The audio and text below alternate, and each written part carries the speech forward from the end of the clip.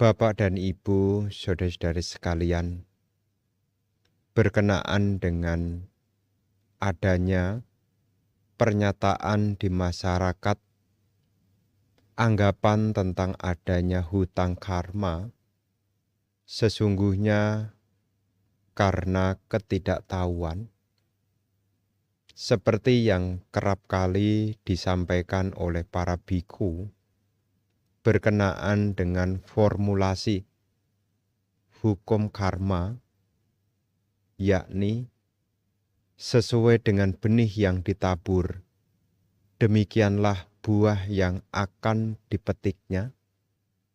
Pelaku kebajikan akan memperoleh kebahagiaan, pelaku keburukan akan menerima penderitaan. Jadi kalau kita memperhatikan dengan seksama syair itu, sesungguhnya tidak tepat jika dikatakan hukum karma itu sifatnya ada hutang. Mengapa? Karena sesungguhnya apa yang seseorang terima ini tidak lepas dari apa yang ditanam.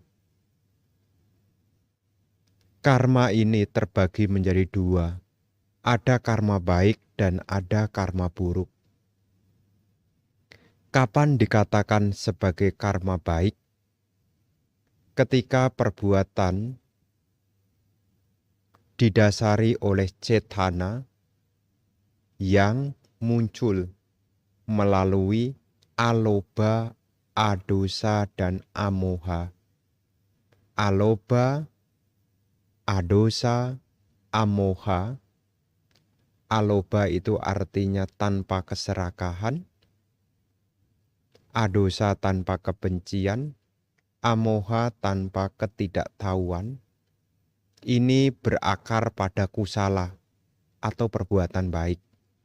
Maka karena benihnya adalah hal-hal yang baik, wipakanya menjadi wipaka yang baik, kusala wipaka. Kemudian karma, selain ada karma baik, ada karma buruk. Apa yang menjadi perbuatan itu menjadi karma buruk? Kalau perbuatan itu bersama dengan loba, dosa, dan moha. Loba itu keserakahan, dosa itu kebencian, moha itu ketidaktahuan. Karena berakar dari loba, dosa, moha menjadi aku salah. Aku salah ini adalah perbuatan buruk.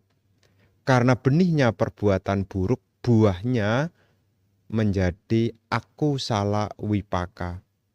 Buah berupa keburukan. Jadi kalau ada orang yang membantu kita, secara dhamma kita memetik karma baik. Orang yang membantu kita, dia menanam karma baik.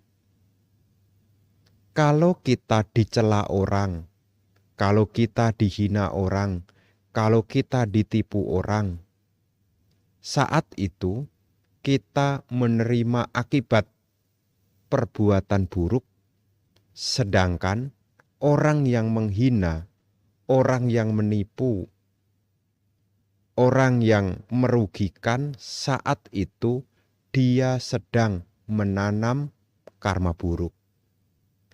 Jadi di dalam pengertian karma ini, sesuai dengan benih yang ditabur, demikianlah buah yang akan dipetiknya. Ya disang wabate bijang, ta disang wapate palang. Dengan mempunyai pengertian seperti ini, kita akan terus bersemangat menanam hal-hal yang baik di dalam rutinitas harian. Kenapa? Karena apa yang kita lakukan ini menjadi tanaman. Apa yang kita lakukan ini akan menjadi benih. Maka di dalam istilah karma menurut fungsinya, ada istilah yakni janaka kama. Kama yang menjadi bibit. Jadi kalau kita saat ini dalam kondisi yang mungkin kurang menyenangkan, berjumpa dengan hal-hal yang kurang menyenangkan, saat ini kita sedang menerima akibat dari perbuatan buruk. Tugas kita sekarang adalah membuat hal-hal yang baik. Apakah kita melatih ketenangan? Apakah kita melatih kesabaran? Apakah kita belajar dhamma? Baik itu meditasi, baik itu berdana. Ini adalah sebagai tanaman yang kita miliki. Maka sebagai perumah tangga, ketika kita menerima kebaikan dari orang lain, sesungguhnya karma baik kita sedang berbuah. Ketika kita menerima hal yang tidak menyenangkan, saat itu karma buruk kita sedang berbuah. Sedangkan orang yang membantu kita, itu dia sedang menanam karma baik. Jadi kalau ada orang yang membantu kita, apakah mama, apakah papa, apakah saudara, apakah bante yang membantu gitu ya. Sesungguhnya orang-orang yang sedang membantu kita saat itu sedang membuat karma baik bagi dirinya sendiri. Ini sebagai pengertian. Memang di dalam bahasa keseharian kita mendengar istilah tentang hutang karma, tapi setelah kita membuka di dalam uraian, ya sebetulnya tidak bisa disebut sebagai hutang. Karena semua ini sesuai dengan benih yang ditabur, demikianlah buah yang akan dipetiknya. Jadi kalau kita membantu orang, sesungguhnya kita membuat karma baik bagi diri kita. Makanya ketika ada orang yang membantu kita, ya sebetulnya orang yang membantu itu sebetulnya juga mengucapkan terima kasih. Kenapa? Telah diberi kesempatan berbuat baik. Jadi ketika saya mungkin membantu umat, umatnya bilang terima kasih Bante. Saya pun juga seyogyanya juga mengatakan terima kasih. Kenapa?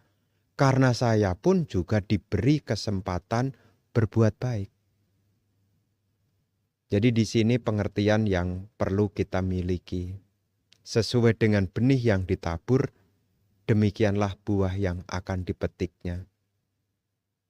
Dengan kita punya pemahaman yang benar, kita setiap saat, menit demi menit yang kita miliki, kita akan mengisi di dalam hal-hal yang baik. Meskipun kita tidak melakukan aktivitas keluar, minimal kita mengisi pikiran kita, apakah itu melatih ketenangan, apakah itu melatih pandangan terang, semua ini adalah kebaikan. Ya. Kemudian menyambung lagi berkenaan dengan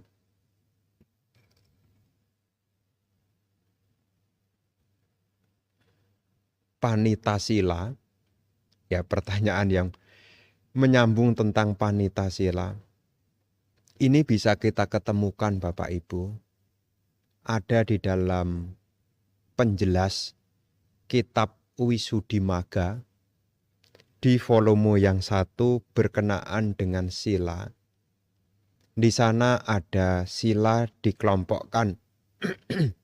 Dikelompokkan di dalam ada kelompok 2 dan ada kelompok 3.